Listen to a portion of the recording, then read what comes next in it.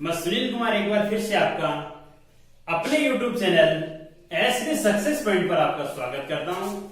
देखिए student, last class में हम लोग डिफरेंशिएशन के बारे में चर्चा कर रहे थे, यानी अपना टॉपिक था कि बेसिक मैथमेटिकल कॉन्सेप्ट या कैलकुलस हम कर रहे थे, ठीक है। और उसमें हम लोगों ने डिफरेंशिएशन किया था। तो सभी 11th क्लास के स्टूडेंट से मैं आशा करता हूं कि जो मैटर हम लोगों ने पढ़ा था, देखो बेसिक है। इसके बाद अपन अगले वीडियो में आज अपना इंटीग्रेशन और डिफरेंशिएशन का मैटर है वो इस वीडियो में अपन फिनिश कर देंगे। और नेक्स्ट है वो अपनी एक्चुअल फिजिक्स है उसका बेसिक लेके चलेंगे। ये तो मैथमेटिकल बेसिक है जो फॉर्मूले अपने काम में आने वाले हैं, ठीक है ना। तो देखिए, इससे पहले वीडियो में हमने चर्चा की थी डिफरेंशिएशन के बारे में, और डिफरेंशिएशन में हम लोगों ने लगभग 15-16 फॉर्मूले लिखे थे, ठीक है ना। तो उन पे बेस जो एग्जाम्पल थे वो भी शायद आप लोगों ने सोल्व करने का प्रयास किया होगा। नहीं भी किया तो अपन एक दो एग्जाम्पल उसके और कर लेते हैं, ठीक है ना, जिससे फॉर्मूले एक बार आपके रिपीट हो जाएं, ठीक है ना। जैसे मान लो आपके पास क्वेश्चन दे दिया कोई भी कि dy/dx, और आपको क्वेश्चन दे दिया x की पावर 4 प्लस 7x प्लस 3, ठीक है। पहले पूछ लिया आपको कि इसका डिफरेंशिएशन कितना होगा, यानी अवकलन कितना होगा। तो कितना होगा, देखो इसमें फॉर्मूले कौन कौन से काम में आएंगे। एक बात तो मैंने आपको ये कही थी कि एड में जितने भी हैं तो सबसे पहले तो उनको अलग अलग कीजिए। तो कैसे लिखेंगे इसे अपन, dy/dx x की power 4 plus dy/dx 7x plus dy/dx 3, यही था। दूसरी बात देखो, सबसे पहले वाला है तो इसमें फॉर्मूला कौन सा काम में आ रहा है अपने पास से, dy/dx x की पावर n इक्वल्स कितना था, nx n माइनस 1, यही था, ठीक है ना। तो देखो इसके लिए तो कितना बनेगा, पावर 4 है तो पावर पहले, और कितना जाएगा x की पावर 4 माइनस 1 है, ठीक है, प्लस। दूसरे में देखिए, दूसरे में कौन से कॉन्सेप्ट लागू होंगे।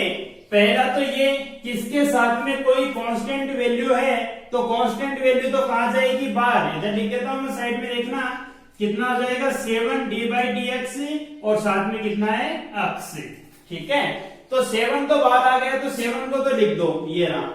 अब बचा अपने पास dx/dx ही बचा है, यानी देखो सीधी सी बात ये कि अब यहां से आप ऐसा कहोगे कि कैंसिल कर सकते हैं। तो मैंने पिछले वीडियो में भी कहा था कि इसको कैंसिल तो कर सकते हो आप, लेकिन कैंसिल करोगे तो आप कहीं ये मत कर देना कि x स्क्वायर जैसे हो कि अब एक x से एक x कैंसिल कर दिया, ऐसा मत कर देना कभी भी, ठीक है ना। तो कैंसिल नहीं करके आप क्या करो कि देखो इसको ऐसे सॉल्व करो, dy/dx और x है इस अकॉर्डिंग लिख लो, ठीक है ना। अब देखो x की पावर कितनी है, पावर वाला फॉर्मूला काम में ले लो। पावर कितनी है यहाँ पर, 1, तो कितना हो जाएगा, पावर पहले x 1 माइनस 1, यानी क्या बनेगा 1x की पावर 0। और मैंने कहा था पिछले वीडियो में भी आपको कि किसी भी क्वांटिटी की पावर यदि 0 है उसकी वैल्यू सदैव कितनी होती है, 1 होती है। तो इसका टोटल अवकलन कितना बन गया, 1 के बराबर आ गया। तो कितना बचेगा 7 प्लस। तीसरे में देखिए dy/dx 3 है, और आपको कहा था कि कोई भी कांस्टेंट, पहला फॉर्मूला अपने पास यही था कि कोई भी कांस्टेंट वैल्यू हो तो कांस्टेंट वैल्यू का डिफरेंशिएशन कितना होता है, 0 होता है। तो कितना हो जाएगा 0, यानी वैल्यू क्या बनी अपने पास 4x 4 माइनस 1 3 प्लस 7, ये क्या आ जाएगा, इसका डिफरेंशिएशन हो जाएगा, अवकलन हो जाएगा, ठीक है। छोटा सा साधारण, यानी 3-4 फॉर्मूले तो अपने इसमें काम में आ गए। एक आधा एग्जांपल और देख लेते हैं। जैसे मान लो इसके बाद अपन एग्जांपल की बात करें, dy/dx log x plus sin x, इसकी बात कर लेते हैं। log x plus sin x, तो देखिए सबसे पहला काम तो क्या है अपना, डी बाई डी एक्स अलग अलग कीजिए, log e base x plus D by D x sine x बनेगा। ठीक है, अब देखिए आपको पता है फॉर्मूला लिखा था अपने कि log x का डिफरेंशिएशन क्या होता है, क्या होता है 1 बाई एक्स। तो सीधा सीधा लिख सकते हैं यहाँ पे, तो कितना हो गया 1 by x plus D by D x. Sine x का डिफरेंशिएशन क्या होता है पता है आपको, साइन का क्या होता है कोस एक्स। ठीक है, तो साथ में कितना आ जाएगा कोस एक्स। ये क्या हो जाएगा, इस क्वांटिटी का डिफरेंशिएशन हो जाएगा। ठीक है, दूसरी बात है, जैसे मान लो आपको क्वेश्चन दे दे कोई भी कि D by D x e की पावर x प्लस 7x, ये मान e की पावर x प्लस 7x, तो इसका डिफरेंशिएशन क्या होगा, देखिए D by D x e की पावर x प्लस, इसको कैसे लिखेंगे D by D x 7x। ठीक है, आपको पता है e की पावर x है, उसके लिए हम लोगों ने फॉर्मूला क्या लिखा था कि e की पावर x यदि है यानी एक्सपोनेंशियल में कोई भी वैल्यू है तो उसका डिफरेंशिएशन कितना होता है, सेम ही रहती है वैल्यू। तो कितना हो जाएगा इसका, तो e की पावर x प्लस 7x का अभी अभी किया था अपन ने, 7 बाहर आ जाएगा, x का कितना हो जाएगा 1 हो जाएगा। तो वैल्यू क्या बनेगी अपने पास, ये बनेगी। ठीक है, तो एग्जाम्पल ऐसे ही आप कोई भी एग्जाम्पल कंसिडर कर लो और उसका सॉल्यूशन आप लोग कर सकते हो। बाकी 11th की बुक है तो उसमें आपको मैथमेटिकल कैलकुलस यानी महत्वपूर्ण सूत्र मिलेंगे मैथमेटिकल, उनमें भी आपको एग्जाम्पल मिल सकते हैं। ठीक है ना, और बाकी 1-2 एग्जाम्पल अपन इंटीग्रेशन और कर लेते हैं, उसके बाद 1-2 एग्जाम्पल आपको कंबाइंड रूप से और बता देंगे। ठीक है, तो आइए अभी चर्चा करते हैं अपन नेक्स्ट पॉइंट, इंटीग्रेशन।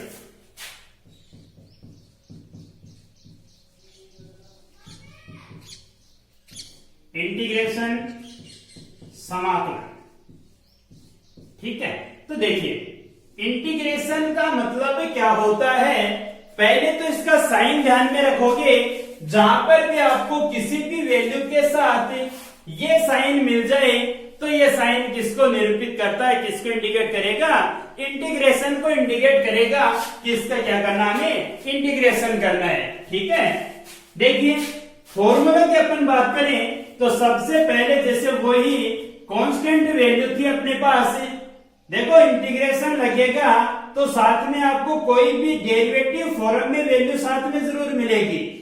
ठीक है ना, जिसके लिए अपने को इंटीग्रेशन करना है, जिसके रेस्पेक्ट में इंटीग्रेशन करना है, वो वैल्यू आपको साथ में जरूर मिलेगी।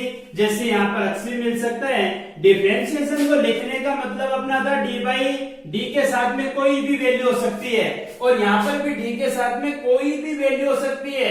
x लिखा है तो x के रेस्पेक्ट में इंटीग्रेशन होगा, y लिखा है तो y के रेस्पेक्ट में इंटीग्रेशन होगा। ठीक है, और बाकी यदि देखो x के रेस्पेक्ट में कर रहे हैं, यहाँ पर कोई भी वैल्यू x के अलावा लिखी है, जैसे y लिखा है, तो ये किसका कार्य करेगा, एक कांस्टेंट की भांति व्यवहार करेगा। क्या रहेगा, ये कांस्टेंट रहेगा, यानी केवल x के फंक्शन है वो ही, उसी का इंटीग्रेशन हम लोग कर सकते हैं।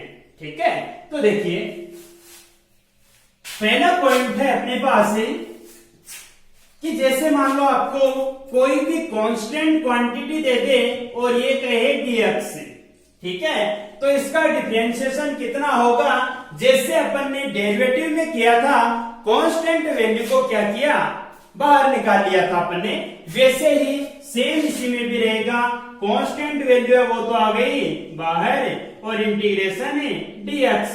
ठीक है, और पिछली क्लास में मैंने आपको कहा था कि डिफरेंशिएशन और इंटीग्रेशन यानी अवकलन और समाकलन दोनों एक दूसरे के अपोजिट होते हैं, एक दूसरे के विपरीत होते हैं। यानी डी किसको इंडिकेट करता है, डेरिवेटिव को, और ये जो साइन लगाया हमने ये किसको इंडिकेट करता है, इंटीग्रेशन को इंडिकेट करता है। ठीक है, तो यहां से देखो सीधा सीधी बात है, आप इसको ये भी कह सकते हो कि डी से इंटीग्रेशन कैंसिल कह सकते हो। ठीक है ना, तो ये यानी dx का डी से इंटीग्रेशन कैंसिल क्या बन जाएगा, अक्स बन जाएगा। यानी इसका इंटीग्रेशन क्या बनेगा, ए अक्स। और साथ में ध्यान रखना एक इंटीग्रेशन कांस्टेंट भी साथ में लगाते हैं अपन, और वो इंटीग्रेशन कांस्टेंट मान लेते हैं क्या है, सी है। ठीक है, तो यहां पर ए तो क्या है, एक कांस्टेंट है,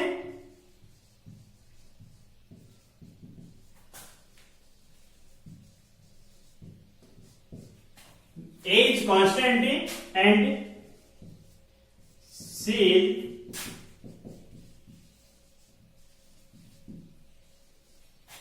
इंटीग्रेशन कांस्टेंट। ठीक है, ध्यान में रहेगा, यानी A एक कांस्टेंट है, एक नियत राशि है, वो भी एक फलन के लिए, फंक्शन के लिए, और C है वो एक इंटीग्रेशन कांस्टेंट है, यानी समाकलन नियतांक है। ठीक है, तो ध्यान रहेगा, ये हो गया अपने पास एक फॉर्मूले की बात।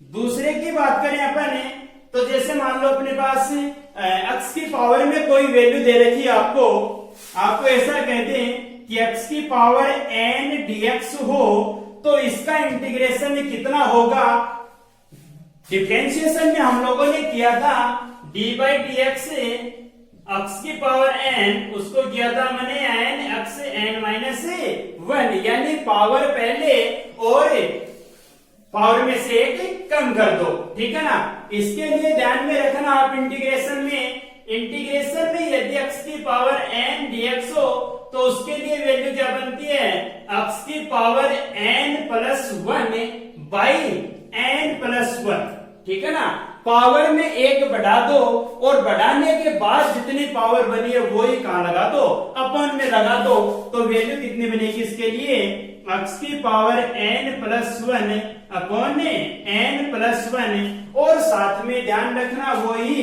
इंटीग्रेशन कांस्टेंट है, वो तो प्रत्येक में साथ रहेगा।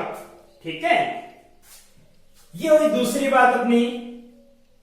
इसके बाद अपन बात करें, जैसे मान लो वहां पर भी अपने लिखा था कि दो फंक्शन आपको दे दे और दोनों एड में हो, यानी जोड़ में हो, तो उनका डिफरेंशिएशन कैसे करते हैं, तो आपको पता ही है, दोनों को क्या कर लेते हैं, अलग अलग कर लेते हैं। सेम काम वो ही यहां पर करेंगे कि जैसे मान लो अपने पास कोई भी दो फंक्शन हो,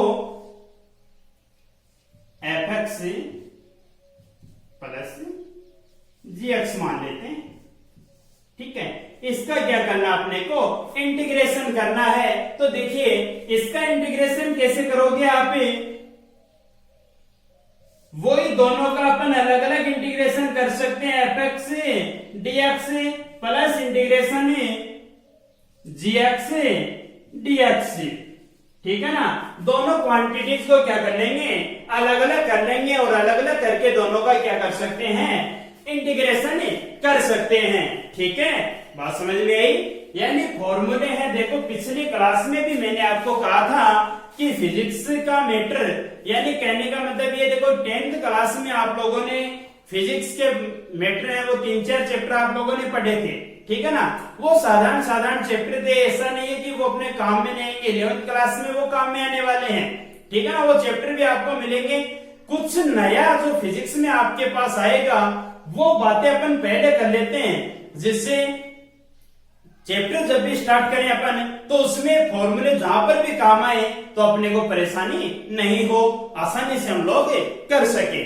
ठीक है ना, तो 3 बातें हो गई। इसके बाद यदि अपन ऐसा कहें कि जैसे हमने डिफरेंशिएशन में लिखा था कि यदि मल्टीप्लाई में कोई वैल्यू मिल जाए, तो डिफरेंशिएशन में हम लोगों ने ये लिखा था डी बाई डी एक्स, और एफ एक्स जी एक्स यदि मल्टीप्लिकेशन में है तो उनका डेरिवेटिव कितना होगा, तो कितनी वैल्यू थी अपने पास, क्या लिखा था अपन ने, एफ एक्स को कांस्टेंट रख लिया, और दूसरी क्वांटिटी उसका क्या कर दिया, इंटीग्रेशन कर दिया, ठीक है, प्लस दूसरी बात करें तो दूसरे को क्या कर दिया कांस्टेंट, और पहली क्वांटिटी है उसका क्या कर दिया डिफरेंशिएशन कर दिया।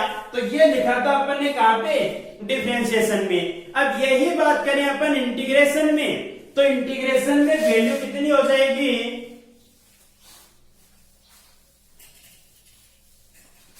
जैसे मान लेते हैं अपने पास इंटीग्रेशन में वो ही दो वैल्यू है एफ एक्स जी एक्स, ये तो फंक्शन अपने पास, ठीक है, इन dx ये क्वांटिटी हो तो इसका इंटीग्रेशन कितना होगा।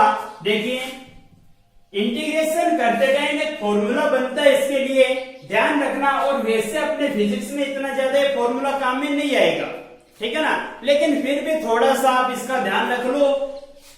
कितना हो जाएगा, देखो इसके लिए करोगे तो फर्स्ट फलन है उसको आप कांस्टेंट, बाकी थोड़ा जटिल काम बन जाता है अपने, यदि कहीं पर काम भी आ जाएगा तो भी बहुत नॉर्मल कंडीशन में काम में आएगा। बाकी तो इसमें फर्स्ट फलन और सेकंड फलन का अलग से इंडिकेट किया जाता है उनको, और वो भी किस बेस पे, एक फॉर्मूला बनता आई नेट के अकॉर्डिंग, इसके अकॉर्डिंग क्या करते हैं उनको पहले फर्स्ट फलन और सेकंड फलन निर्धारित करते हैं, ठीक है ना। लेकिन अपने इतना काम में नहीं आएगा तो थोड़ा सा फॉर्मूला देख लो, इसका कितना बनेगा, देखो एफ एक्स को कांस्टेंट रख दिया, यानी फर्स्ट फलन को कांस्टेंट और दूसरे फलन का क्या कर दो, इंटीग्रेशन कर दो, ठीक है, प्लस फर्स्ट फलन का क्या करना आपको, डिफरेंशिएशन करना है, यानी डी बाई डी एक्स, देखो फर्स्ट फलन ये बना था तो इसका क्या कर दो, डिफरेंशिएशन कर दो, और सेकंड फलन का क्या कर दो, इंटीग्रेशन कर दो, सेकंड फलन का इंटीग्रेशन, और टोटल वैल्यू है इसका एक बार फिर से क्या करना है, इंटीग्रेशन करना है। जटिल काम हो जाता है, अपने काम में नहीं आएगा, ठीक है, ध्यान में रहेगा थोड़ा सा। वैसे फर्स्ट फलन को कांस्टेंट रखो, सेकंड फलन का इंटीग्रेशन कर दो, फिर फर्स्ट फलन को का डिफरेंशिएशन करो, सेकंड फलन का इंटीग्रेशन करो, और एक बार टोटल का भी क्या कर दो, इंटीग्रेशन कर दो। ये बनेगा ऐसी सिचुएशन के लिए फॉर्मूला, ठीक है।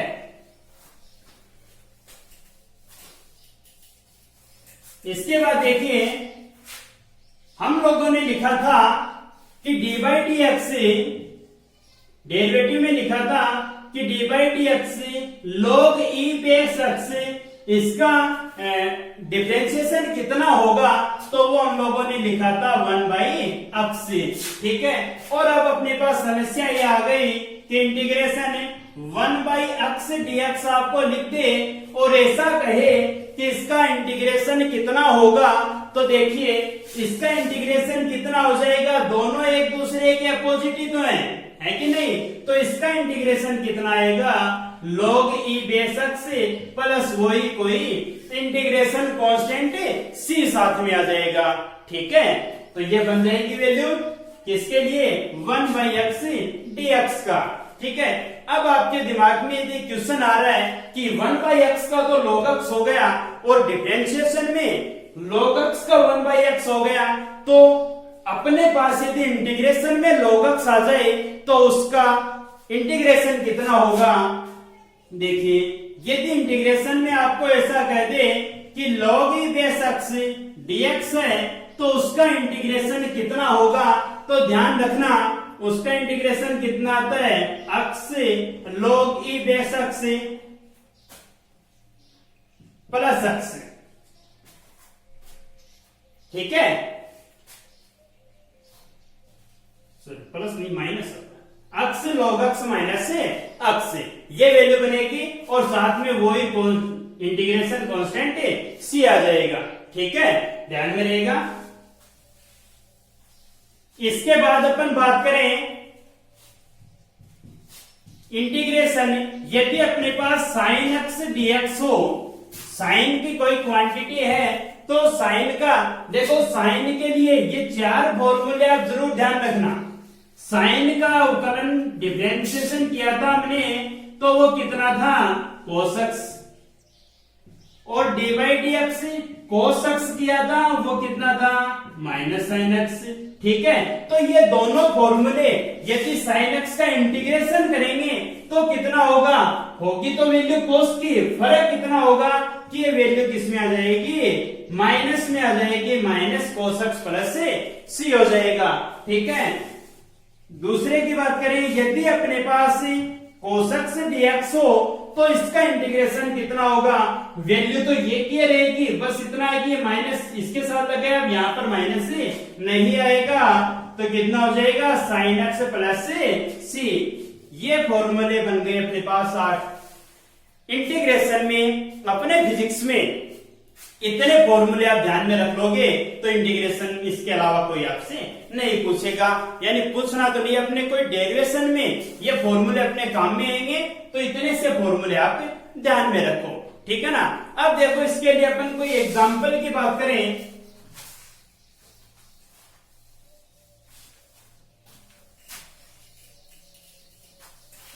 जैसे मान लो आपको ऐसा एग्जांपल दे दें कि इंटीग्रेशन है 4x स्क्वायर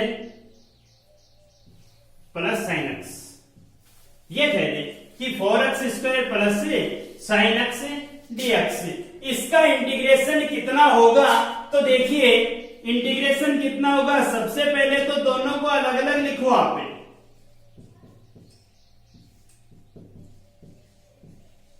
दोनों अलग अलग लिख दिए। इसके पश्चात देखिए 4x स्क्वायर, पहले तो इसमें कीजिए कि 4 कांस्टेंट है, ये तो कहां जाएगा, बाहर आ जाएगा, तो 4 तो बाहर आ गया, बचा गया अपने पास x स्क्वायर dx। दूसरा, यहाँ पर कोई कांस्टेंट तो है नहीं साथ में, तो इसकी वैल्यू sin x का इंटीग्रेशन जानते हो आप कितना होता है, माइनस cos x, तो इसका इंटीग्रेशन कितना बन जाएगा, माइनस का cos x। ठीक है, दूसरी बात देखो, यहाँ से 4x स्क्वायर का इंटीग्रेशन कितना होगा, अभी लिखा था आपने फॉर्मूला x की पावर n dx का, क्या था, x की power n plus 1 by n plus 1। ठीक है, तो कितना बनेगा, देखो इस अकॉर्डिंग n की वैल्यू कितनी है, 2 है, तो कितना हो जाएगा, x की पावर है 2 प्लस 1 बाई 2 प्लस 1, यानी x की पावर 3 बाई 3 हो जाएगा, यानी इसके लिए कितना बनेगा, इनटू में x की पावर 3 बाई 3 और माइनस कितना आ जाएगा cos x, और प्लस में इंटीग्रेशन कांस्टेंट है c, वो लगा दो आप साथ में। ठीक है ना, तो ऐसे बाकी एग्जांपल्स भी आप कर सकते हो। ठीक है ना। अब देखिए इसके अलावा कई बार अपने पास इंटीग्रेशन में एक प्रॉब्लम हो आ जाती है, वो प्रॉब्लम होती है लिमिट की। यदि आपको इंटीग्रेशन, जिसे इनफाइनाइट इंटीग्रेशन कहते हैं, ठीक है ना, कौन सा इंटीग्रेशन, इनफाइनाइट,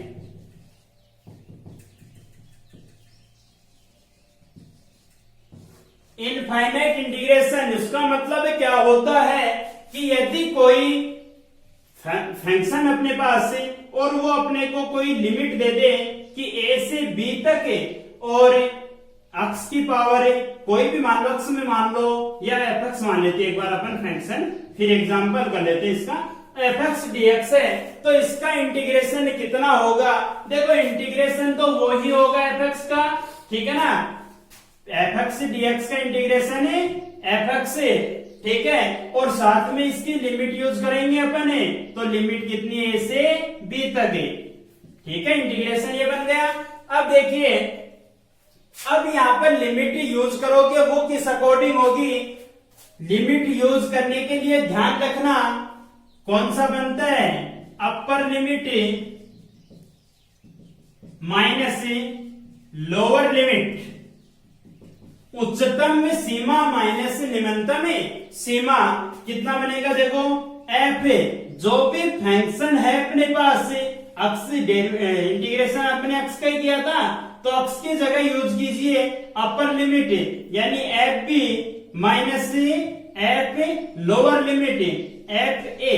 ठीक है ना, तो ये फॉर्म बनेगी किसकी, यदि अपने पास कोई फंक्शन इनफाइनाइट इंटीग्रेशन का दे रखा है, तो उसका इंटीग्रेशन कितना होगा वो अपन लिमिट के अकॉर्डिंग कर सकते हैं। ठीक है ना, जैसे मान लो कोई एग्जांपल की बात करें अपन, एग्जांपल जैसे कहते हैं कि अपने पास 2 से 4 तक और कोई फंक्शन दे दिया आपको x की पावर 4 है, ठीक है, dx कि ये इंटीग्रेशन कितना होगा। तो देखिए इसकी वैल्यू कितनी बनेगी। सबसे पहले इंटीग्रेशन को तो एक बार छोड़ दो, x की पावर 4 का इंटीग्रेशन कीजिए, लिमिट को एक बार ध्यान में मत रखो। x की पावर 4 का इंटीग्रेशन कितना होगा, x की पावर n+1 अपॉन में n+1, तो कितना हो जाएगा x की पावर 4+1 बाई 4+1, ठीक है। अब लिमिट लगा दीजिए, इसके साथ में कितनी है, 2 से 4 है, ठीक है। कितना हो जाएगा x की पावर 5 बाई 5 और लिमिट कितनी है, 2 से 4। अब देखिए लिमिट यूज करने का तरीका कौन सा होगा। सबसे पहले तो x की जगह क्या रखो, अपर लिमिट है, x की जगह ही रखना है, क्योंकि जो इंटीग्रेशन किया था वो किसका किया था, मैंने x के रेस्पेक्ट में किया है, तो x की जगह रखिए 4, तो 4 की पावर 5 बाई कितना है 5 माइनस से लोअर लिमिट है। अब रखो निम्नतम सीमा, x की जगह 2, तो 2 की पावर 5 बाई कितना है 5, ठीक है। कितनी हो जाएगी वैल्यू देखिए, 4 की पावर 5 है बाई 5 माइनस 2 की पावर 5 बाई 5, यानी ऐसा भी लिख दो 1/5 बाहर निकाल के और 4/5 माइनस 2 की पावर 5। इसे सोल्व करें तो इसका सॉल्यूशन मिल जाएगा, ठीक है ना। ये था इनफाइनाइट इंटीग्रेशन, ठीक है। अब देखो जैसे मान लो अपन बात करें कि अपने को क्वेश्चन है वो किस अकॉर्डिंग दे दे, ठीक है। तो एक छोटा सा क्वेश्चन मैं आपको बताऊं, बाकी अपन क्वेश्चन और कर लेंगे उसके बेस पे। एक डिफरेंशिएशन के बेस पे अपने क्वेश्चन किस अकॉर्डिंग बन जाता है, कंपटीशन एग्जाम में बन जाता है कई बार, कि जैसे मान लो आपको ये कह दे कि कोई वस्तु अपने पास कोई भी पदार्थ है, ठीक है ना, और वो कहां पे रखा है, कोई वैल्यू है वो प्लेस्ड किसमें है, जैसे मान लो किसी में भी की एक जगह पे प्लेस्ड है और वो उसका डिस्प्लेसमेंट है, विस्थापन है, वो जैसे मान लेते हैं वो कहां से कहां तक है, 2 से लेकर, यानी ऐसा मान लो कि उसका डिस्प्लेसमेंट आपको जैसे मान लो कोई फंक्शन के रूप में दे दे कि x है वो t की पावर 3 प्लस 3t और प्लस 2, इस अकॉर्डिंग दे दे कि कोई वस्तु अपने पास है और उसका विस्थापन समीकरण है, उसका डिस्प्लेसमेंट रिएक्शन है वो कितना है, x इक्वल से t की पावर 3 प्लस 3t प्लस 2 है। तो इसकी वेलोसिटी ज्ञात कीजिए कि ये रनिंग करेगा तो इसकी वेलोसिटी कितनी होगी, यानी इसका वेग कितना होगा। तो वेग और वेलोसिटी और डिस्प्लेसमेंट है, ठीक है ना, एक्सेलरेशन है, ये चीजें अपन पढ़ेंगे आगे, ठीक है ना। तो देखो वेलोसिटी क्या होती है, वेलोसिटी होती है कि विस्थापन में परिवर्तन की दर dx बाई dt, ठीक है ना। चेंजेबल वैल्यू है किसमें, डिस्प्लेसमेंट में, और वो भी किसके रेस्पेक्ट में, टाइम के रेस्पेक्ट में। टाइम के रेस्पेक्ट में डिस्प्लेसमेंट जितनी चेंज होता है, जितने चेंजेबल होता है, वही वैल्यू क्या कहलाती है, वेलोसिटी कहलाती है। तो देखिए इसकी वेलोसिटी कितनी बनेगी, इसका क्या कर दो, डिफरेंशिएशन कर दो, यानी dx बाई dt कर दो। तो देखो इधर कितना बनेगा, d बाई dt और t की पावर 3 प्लस 3t और प्लस 2, ये बनेगा। dx बाई dt तो क्या बन जाएगा, वेलोसिटी, और इधर डिफरेंशिएशन करोगे तो कितना हो जाएगा, t3 plus d by dt 3t plus 2। अभी जो अपन ने पहले एग्जांपल किया था उसके अकॉर्डिंग सोल्व कर सकते हैं, तो कितना हो जाएगा, v इक्वल से 3t स्क्वायर बन जाएगा, प्लस इसमें 3 बाहर आ जाएगा और साथ में कितना आ गया 1, प्लस 2 क्या है कांस्टेंट, उसका क्या हो जाएगा 0। तो वैल्यू क्या बनेगी वेलोसिटी की, 3t स्क्वायर प्लस 3 बन जाएगी, ठीक है ना। आपको कई बार ऐसा कह दे कि टाइम कि 3 सेकंड पर इस पिंड के लिए इसकी वेलोसिटी, इसका वेग कितना होगा, कई बार पूछ लेता है। तो t बराबर 3 सेकंड यदि आपको दे दिया तो देखो इसकी वेलोसिटी कितनी बनेगी, फॉर्मूला अपने पास आ गया, केवल t की जगह कितना पुटअप कर दो, 3 सेकंड फुट करो तो कितना हो जाएगा 3 इंटू 3 का स्क्वायर प्लस 3, यही है 3 सेकंड है तो v इक्वल्स कितना बनेगा 3 इंटू 9 प्लस 3, यानी v इक्वल्स में 27 प्लस 3, यानी v कितना बनेगा 30 मीटर पर सेकंड। इसकी क्या होती है, यूनिट होती है, इसका मात्रक होता है, तो वेलोसिटी क्या बनेगी इसके लिए 30 मीटर पर सेकंड। ठीक है, तो स्टूडेंट्स एग्जाम्पल जो आपकी बुक में है इंटीग्रेशन डिफरेंशिएशन के, वो आप सोल्व कर लेना इन फॉर्मूलों के बेस पे। ठीक है, पिछले क्लास में भी मैंने कहा था कि ये फॉर्मूले हैं, आप लोगों के लिए नया मैटर है, तो एक बार में समझ में नहीं आए तो वीडियो को बार बार में रिपीट करके भी इस चीज को आसानी से समझ सकते हो। ठीक है ना, नेक्स्ट वीडियो में अपन अपना सिलेबस है वो स्टार्ट कर देंगे। ठीक है, तो आज के लिए काफी है, धन्यवाद।